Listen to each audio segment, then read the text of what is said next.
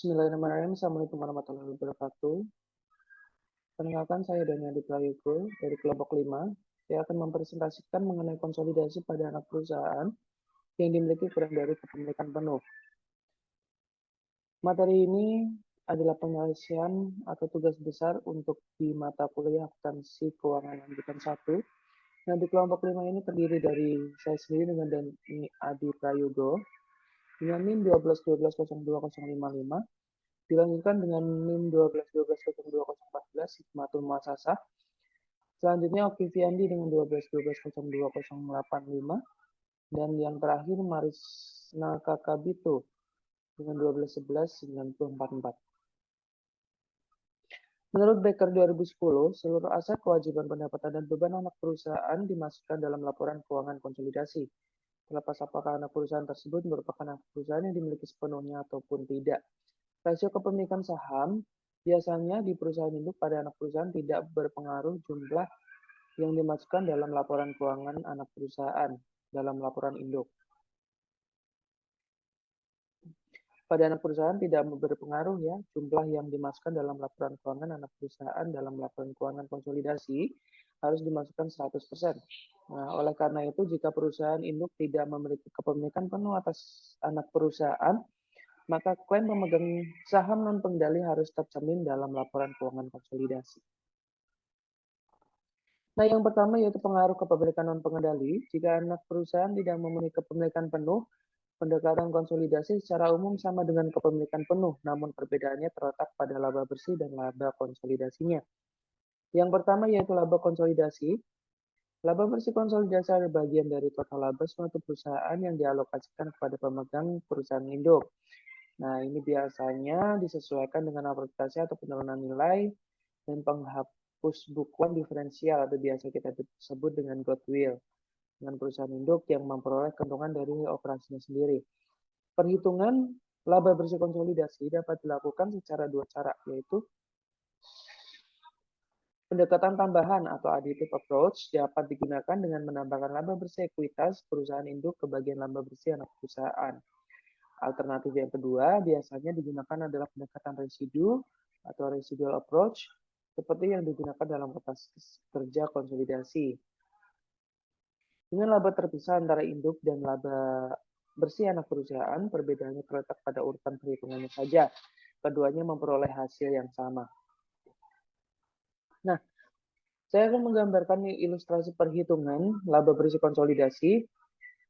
Jika diasumsikan PT Andalan memiliki 80% saham PT Asikin dan membelinya pada buku selama tahun 2000X6. PT Asikin melaporkan laba bersih sebesar 25 juta rupiah. Sementara PT Andalan memperoleh laba bersih 100 juta rupiah dari hasil operasinya dan pendapatan dengan metode ekuitas sebesar 20 juta rupiah. Laba bersih konsolidasi dihitung sebagai berikut. Yang pertama itu perhitungan tambahan jika laba operasi terpisah PT Andalan terdapat pada soal 100 juta rupiah, laba bersih PT Asikin diketahui 25 juta rupiah, proporsi kepemilikan PT Andalan yaitu 80%. Nah, ini akan mendapatkan hasil 20 juta rupiah. Laba konsolidasinya pengurang dari laba operasi dan proporsi akan mendapatkan penjumlahan di 120 juta rupiah. Perhitungan yang kedua, perhitungan residual, laba bersih PT Andalan 120 juta, pendapatan anak perusahaan di 20 juta rupiah. Ini adalah suatu pengurangan, maka akan didapatkan 100 juta rupiah. Laba bersih PT Asikin terdapat di soal 25 juta rupiah, akan mendapatkan penjumlahan di 125 juta rupiah. Laba kepemilikan 25 juta rupiah dikalikan dengan 0,20 akan mendapatkan pengurangan yaitu 5 juta rupiah. Di sini akan mendapatkan hasil 120 juta rupiah. Hasilnya sama dengan perhitungan yang sebelumnya. Nah, yang kedua adalah saldo laba konsolidasi. Laba konsolidasi mengacu pada bagian laba tak terbagi dari perusahaan konsolidasi yang pemegang oleh pemegang saham perusahaan induk. Untuk menggambarkan perhitungan pendapatan konsolidasi dalam hal kepemilikan non-pengendali, diasumsikan PT Andalan membeli 80% saham PT Asikin pada tanggal 1 Januari 2000X5 dan mencatat investasi tersebut menggunakan metode ekuitas. Laba bersih dan dividen diperoleh dilaporkan oleh PT Andalan dan PT Asikim dalam 2 tahun setelah akuisisi adalah sebagai berikut. Nah, di slide selanjutnya akan dijelaskan dan dipaparkan oleh teman saya, Oki Fiandi. Waktu dan tempat dipersilahkan. Adalah saldo laba 1 Januari 20X5 PT Andalan dan PT Asikim. PT Andalan ada 400 juta dan PT Asikim 250 juta. Laba bersih 20X5, PT Andalan 120 juta, PT Asikim 25 juta. Dividen 20X5, PT Andalan 30 juta, PT Asikim 10 juta. Saldo laba 31 Januari 20X5, PT Andalan 490 juta, PT Asikim 265 juta. Laba bersih 20X6, 148 juta, dan PT Asikim 35 juta. Dividen 20X6, PT Andalan 30 juta, PT Asikim 10 juta. Saldo laba 31 Januari 20X6, PT Andalan 608 juta, dan PT Asikim 290 juta.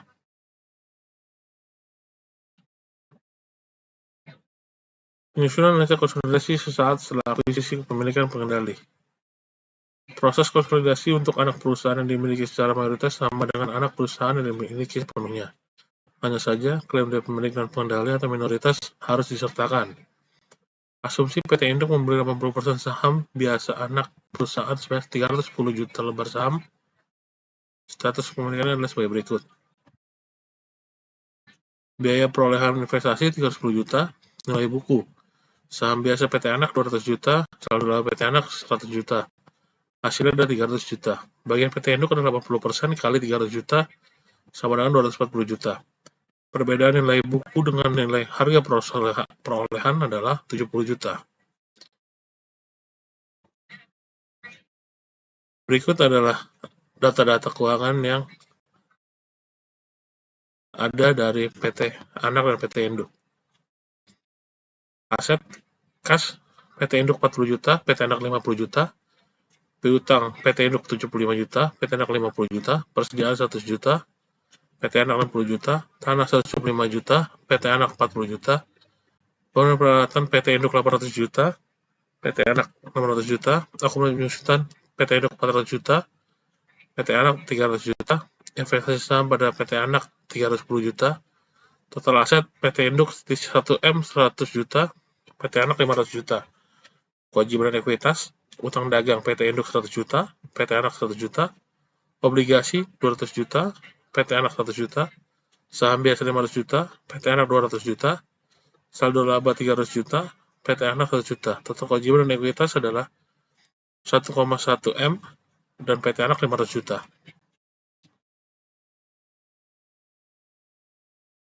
Selanjutnya adalah neraca PT Induk PT Anak 1 Juli 20X1 sesaat setelah penggabungan.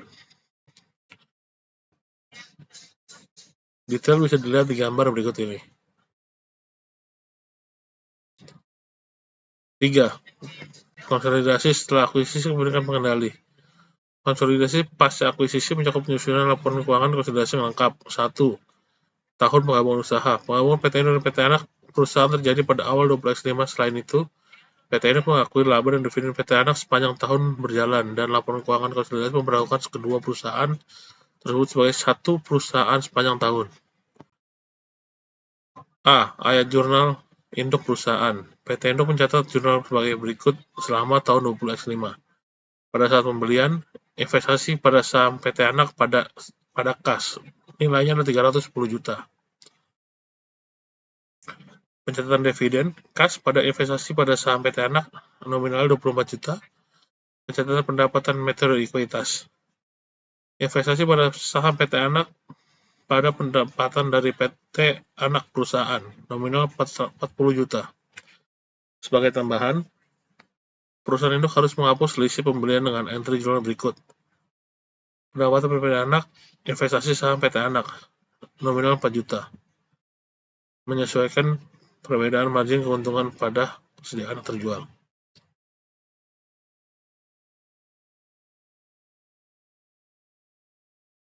Pendapatan dari anak perusahaan pada investasi PT Anak, nominal 4.800.000.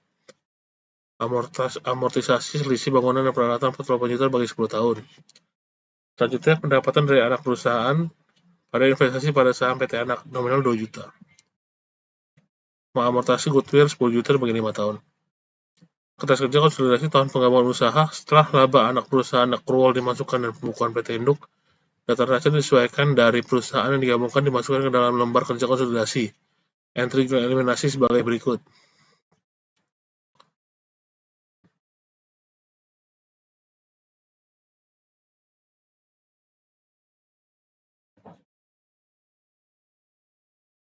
Pendapatan dari anak perusahaan pada dividen diumumkan dan investasi pada saham PT Anak nominalnya 29.200.000. Pendapatan untuk pemilikan dividen diumumkan, investasi saham PT Anak nominalnya 10 juta. Saham biasa PT Anak saldo laba 1 Januari diferensial pada investasi pada saham PT Anak pemilikan penuh kendali nominal 370 juta. Beban HPP tanah bangunan goodwill diferensial nominal 70 juta. Beban penyusutan akumulasi penyusutan nominal 4.800.000. Beban amortasi dan goodwill 2 juta. Selanjutnya adalah data-data keuangan yang digambar sebagai berikut. Dan ini adalah laba bersih dan saldo konsolidasi yang terlampir. Selanjutnya, presentasi akan dilanjutkan oleh Saudara Aca. Baiklah, selanjutnya akan saya bacakan 2. Tahun kedua kepemilikan. Metode ekuitas dan prosedur konsolidasi diterapkan pada tahun kedua kepemilikan dan selanjutnya mengikuti prosedur yang sama seperti tahun pertama konsolidasi. Berikut penjelasannya. A. Ayat jurnal induk perusahaan. 16. Dividen dari PT Anak.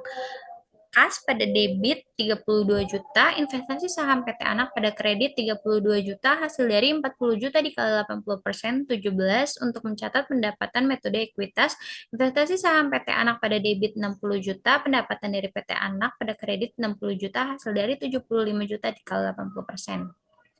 18. Mengamortisasi diferensial yang terkait pada bangunan dan peralatan. Pendapatan dari PT Anak pada debit 4.800.000, investasi saham PT Anak pada kredit 4.800.000. 19. Mengamortasi diferensial terkait goodwill. Pendapatan dari PT Anak pada debit 2 juta, investasi saham PT Anak pada kredit 2 juta. B. Kertas kerja konsolidasi. Berikut ini adalah entry jurnal eliminasi untuk penyusunan laporan keuangan konsolidasi tahun kedua. 20. Mengeliminasi pendapatan dari anak perusahaan. Pendapatan dari anak perusahaan pada debit 53.200.000, dividen diumumkan pada kredit 32 juta, investasi saham PT Anak pada kredit 21.200.000. 21. Mengalokasikan laba kepemilikan non pengendali. Pendapat untuk kepemilikan minoritas pada debit 15 juta, dividen diumumkan pada kredit 8 juta, kepemilikan non-pengendali pada kredit 7 juta. 22. Mengeliminasi saldo investasi awal.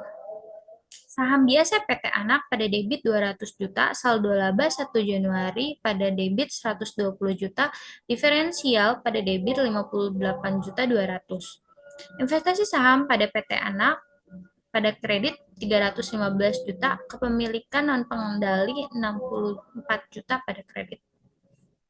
23. Memunculkan saldo awal diferensial. Tanah pada debit 8 juta, gedung dan peralatan pada debit 48 juta, goodwill pada debit 8 juta. Diferensial pada kredit 59.200, akumulasi penyusutan pada kredit 4.800.000. 24. Mengamortisasi diferensial bangunan dan peralatan. Beban penyusutan pada debit 4.800.000, akumulasi penyusutan pada kredit 4.800.000, hasil dari 48 juta dibagi 10 tahun. 25. Mengamortisasi diferensial terkait goodwill. Beban amortasi pada debit 2 juta, goodwill pada kredit 2 juta. Hasil dari 10 juta dibagi 5. Berikut adalah kertas kerja metode ekuitas untuk laporan keuangan konsolidasi tahun kedua penggabungan usaha 80% pembelian di atas nilai buku. 4. Pengertian konsolidasi Anak perusahaan yang dikonsolidasi dikeluarkan dari konsolidasi jika tidak lagi memenuhi kriteria konsolidasi. Biasanya karena perusahaan induk tidak lagi memiliki kendali atas anak perusahaan tersebut, misalnya anak perusahaan tersebut bangkrut.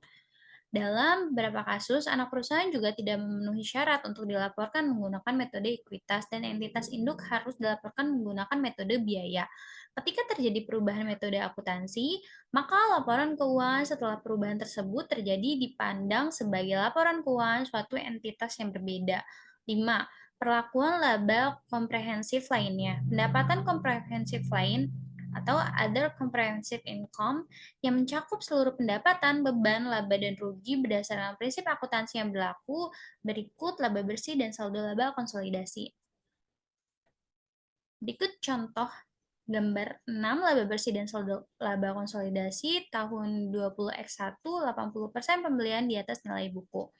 Laba bersih konsolidasi tahun 20X2 laba operasi terpisah PT Induk yaitu 160 juta, bagian PT Induk atas laba bersih PT Anak 75 juta dikali 0,80, 60 juta, amortisasi diferensial terkait dengan bangunan dan peralatan 4.800 dikurangi amortisasi goodwill 2 juta, jadi laba bersih konsolidasinya 213.200.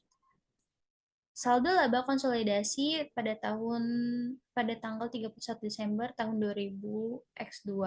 Saldo laba konsolidasi 31 Desember 20 X1 yaitu 409.200, laba operasi terpisah PT Induk 20 X2 160 juta, bagian PT Induk atas laba bersih PT Anak 75 juta dikali 0,80 yaitu 60 juta, dikurangi amortisasi diferensial terkait dengan bangunan dan peralatan 4.800, dikurangi amortisasi goodwill 2 juta, dikurangi dividen yang diumumkan PT Induk pada tahun 20X2 60 juta.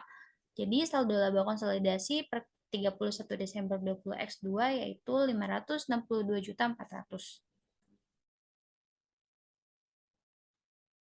Laporan laba rugi konsolidasi PT Induk dan anak perusahaan untuk tahun berakhir 31 Desember 20X2. Penjualan pada kredit 750 juta, harga pokok penjualan pada kredit dikurangi 340 juta, laba kotornya totalnya 410 juta. Beban-beban.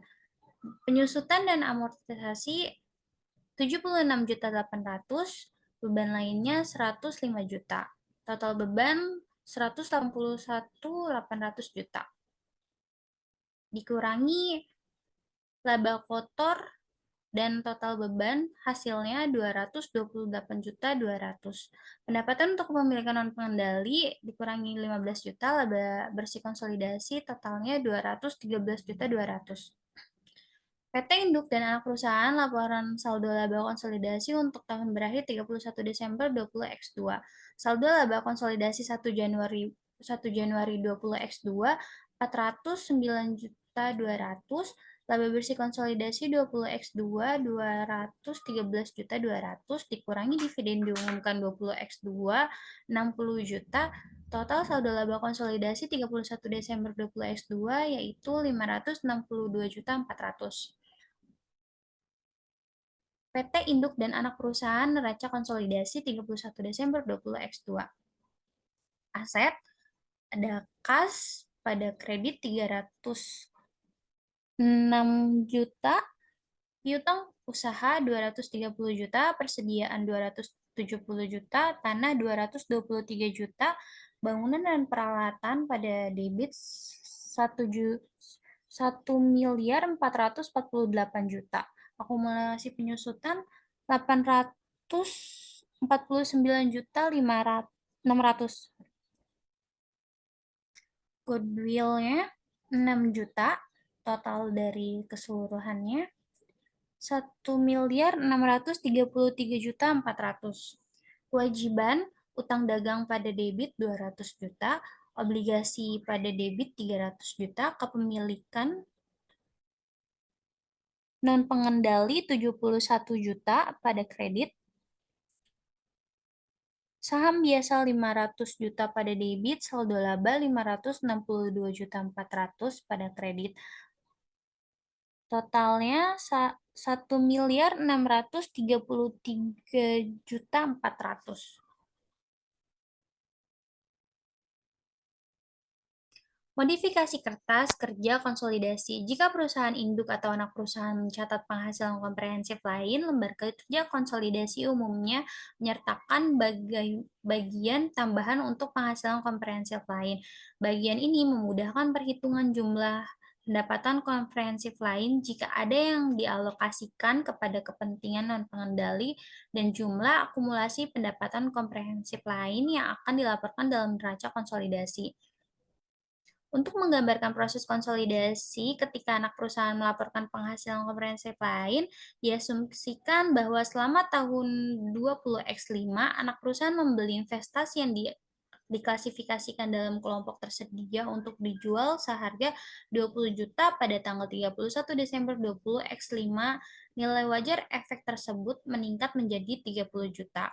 Selain pengaruh akuntansi atas investasi efek PT anak perusahaan, informasi laporan keuangan yang dilaporkan oleh PT Induk dan PT Anak Perusahaan pada tanggal 31 Desember 20x5, ayat jurnal penyesuaian yang dicatat oleh anak perusahaan. 26. Investasi pada efek tersedia untuk dijual pada debit 10 juta, keuntungan investasi belum direalisasi pada kredit 10 juta. Baiklah, untuk slide selanjutnya akan dibacakan oleh Marisna. Terima kasih. Dan berikutnya saya akan mempresentasikan bagian B tentang ayat jurnal penyesuaian yang dicatat oleh induk perusahaan. Pada tahun 20 kali 5, PT Induk mencatat seluruh entry jurnal 16-19 sehubungan dengan investasinya pada PT Anak Perusahaan, seolah-olah anak perusahaan tersebut tidak melaporkan penghasilan komprehensif lain. Selain itu, pada tanggal 31 Desember 20 kali 5, perusahaan induk secara terpisah mengaku bagian proporsional atas keuntungan yang belum direalisasi entitas anak dari kenaikan nilai wajar efek tersedia untuk dijual. Investasi pada saham PT Anak 8 juta, laba komprehensif lainnya dari anak perusahaan 8 juta. Mencatat bagian profesional perusahaan induk atas kenaikan wajar nilai efek tersedia untuk dijual yang dimiliki oleh anak perusahaan. Terus bagian 6, konsolidasi dan metode biaya. Tidak semua perusahaan induk menggunakan metode ekuitas untuk mencatat investasi pada anak perusahaan yang dikonsolidasi. Pemilihan metode biaya atau metode ekuitas tidak mempengaruhi laporan keuangan konsolidasi. Hal ini karena saldo akun investasi, pendapatan anak perusahaan induk, dan akun terkait dikeluarkan ketika laporan keuangan disusun. Yang berikutnya, konsolidasi tahun penggabungan usaha. Untuk mengilustrasikan bagaimana perusahaan induk menyiapkan laporan keuangan konsolidasi ketika menggunakan metode biaya untuk mencatat investasi pada anak perusahaan. Asumsikan bahwa perusahaan induk membeli 80% saham biasa anak perusahaan seharga 310 juta. Harga perolehan tersebut lebih tinggi 70 juta dari nilai buku saham yang diakuisisi. Dari total diferensial tersebut, 8 juta terkait dengan tanah, 48 juta terkait dengan bangunan dan peralatan dengan sisa masa manfaat 10 tahun sejak tanggal merger perusahaan. 4 juta terkait dengan persediaan yang dijual dan 10 juta terkait dengan goodwill yang umur ekonominya adalah 5 tahun. Berikut ayat jurnal induk perusahaan metode biaya. Pendapatan dividen 24 juta, dividen diumumkan 24 juta, mengeliminasi pendapatan dividen dari anak perusahaan. Pendapatan untuk kepemilikan non-pengendali 10 juta, dividen diumumkan 6 juta, kepemilikan non-pengendali 4 juta, mengalokasikan laba kepemilikan non-pengendali, saham biasa PT Anak 200 juta, saldo laba 1 Januari 100 juta, diferensial 70 juta, investasi saham PT Anak 310 juta, kepemilikan non pengendali 60 juta, HPP 4 juta, tanah 8 juta, bangunan dan peralatan 48 juta, goodwill 10 juta, diferensial 70 juta, beban penyusutan 4.800.000, beban amortasi 2.500.000, akumulasi penyusutan 4.800.000, goodwill 2.500.000, mengalokasikan diferensial pada tanggal akuisisi. Berikutnya tentang konsolidasi tahun kedua pemilikan. Perbedaan konsolidasi antara metode biaya dan metode ekuitas menjadi lebih jelas pada tahun kedua kepemilikan. Untuk melakukan hal ini, asumsikan PT Induk memperoleh laba sebesar 160 juta dari operasi tunggalnya selama tahun 20 kali 5 dan membayar dividen sebesar 60 juta. PT Anak melaporkan laba bersih sebesar 75 juta untuk 20 kali 5 dan membayar dividen sebesar 40 juta. Berikut kertas kerja metode biaya untuk laporan keuangan konsolidasi pada tahun penggabungan usaha. 80% jumlah pembelian lebih tinggi dari nilai buku. Yang berikutnya tentang ayat jurnal induk perusahaan metode biaya. Pada tahun 20 kali 5 perusahaan induk hanya mencatat satu entry jurnal terkait investasi pada PT anak perusahaan, yaitu kas 32 juta, pendapatan dividen 32 juta, mencatat dividen dari PT Anak 40 juta kali 80%. Kertas kerja konsolidasi tahun kedua setelah penggabungan usaha.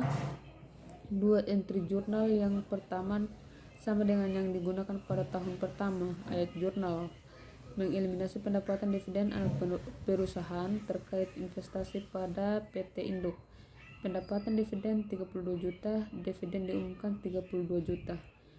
Mengeliminasi pendapatan dividen dari anak perusahaan. Pendapatan untuk kepemilikan non pengendali 15 juta, dividen diumumkan 8 juta, kepemilikan non pengendali 7 juta. Mengalokasi laba kepemilikan minoritas, saham biasa PT Anak 200 juta, saldo laba per 1 Januari 100 juta, diferensial 70 juta, investasi pada saham PT Anak 310 juta, kepemilikan non pengendali 60 juta. Mengeliminasi saldo investasi pada tanggal akuisisi. Berikutnya tentang laporan keuangan metode biaya. Akun peralatan di PT Induk 450 juta, sedangkan di PT Anak 300 juta. Bagian debit 32 juta, konsolidasi 750 juta.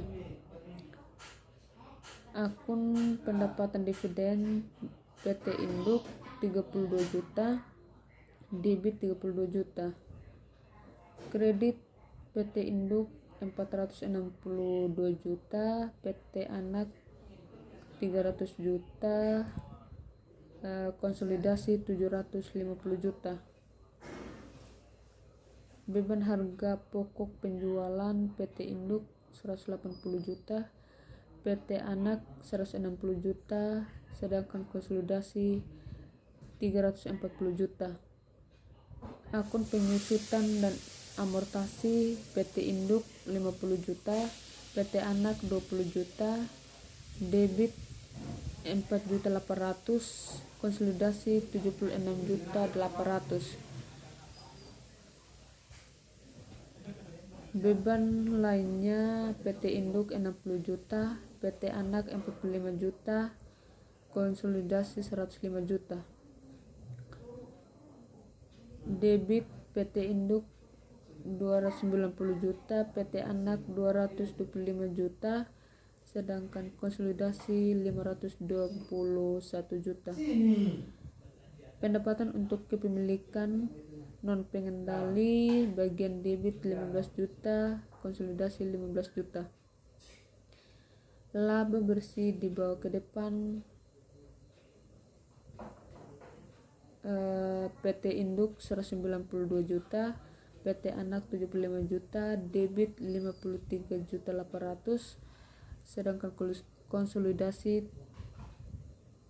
213.200.000 rupiah. Saldo laba 1 Januari, PT Induk 404 juta, PT Anak 120 juta, debit 100 juta, konsolidasi 409.200 rupiah. Laba bersih dari atas di PT Induk 192 juta, PT Anak 75 juta, debit 53 juta, konsolidasi 213 juta 200 rupiah. Dividen diumumkan, PT Induk 60 juta, PT Anak 40 juta, kredit 32 juta, konsolidasi 60 juta. Saldo laba 31 Desember dibawa ke depan. PT Induk 536 juta, PT Anak 155 juta, debit 168 juta, kredit 40 juta, konsolidasi 562 juta 400 rupiah. Kas PT Induk 221 juta, PT Anak 85 juta, konsolidasi 306 juta. Piutang dagang PT Induk 150 juta, PT Anak 80 juta, konsolidasi 235 juta. Persediaan PT Induk 180 juta, PT Anak 90 juta, konsolidasi 270 juta. Tanah 175 juta, PT Anak 40 juta, debit 8 juta, konsolidasi 223 juta. Bangunan dan peralatan PT Induk 800 juta, PT Anak 600 juta, debit 48 juta, konsolidasi 1.448 juta. Investasi pada saham PT Anak, PT Induk 310 juta, kredit 310 juta. Diferensial bagian debit 8 juta, kredit 2 juta, konsolidasi 6 juta. Diferensial total debit di PT Induk 1.836 juta, PT Anak 895 juta, konsolidasi 2.483 juta.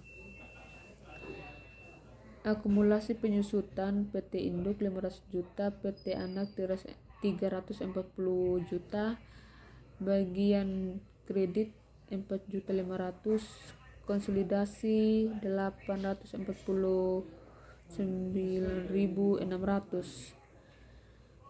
Utang dagang bagian PT Induk 100 juta, PT Anak 100 juta, konsolidasi 200 juta. Obligasi PT Induk 200 juta, PT Anak 100 juta, konsolidasi 300 juta. Saham biasa 500 juta, PT Anak 200 juta, debit 200 juta, konsolidasi 500 juta. Saldo laba PT Induk 536 juta, PT Anak 155 juta, debit 168 juta, kredit 40 juta, konsolidasi 562 juta.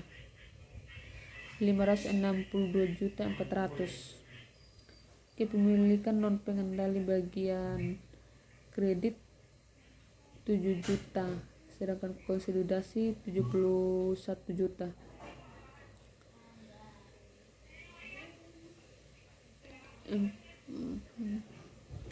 Total semuanya di PT Induk 1.836 juta, sedangkan PT Anak 895 juta, debit 502 juta 600 rupiah, kredit 502 juta 600 rupiah, konsolidasi 2.483 juta rupiah. Terima kasih atas waktu yang diberikan. Saya ambil alih kembali mengenai entry jurnal kertas kerja lainnya diperlukan untuk menunjukkan saldo yang benar untuk kepentingan non pengendali dalam neraca saldo konsolidasi.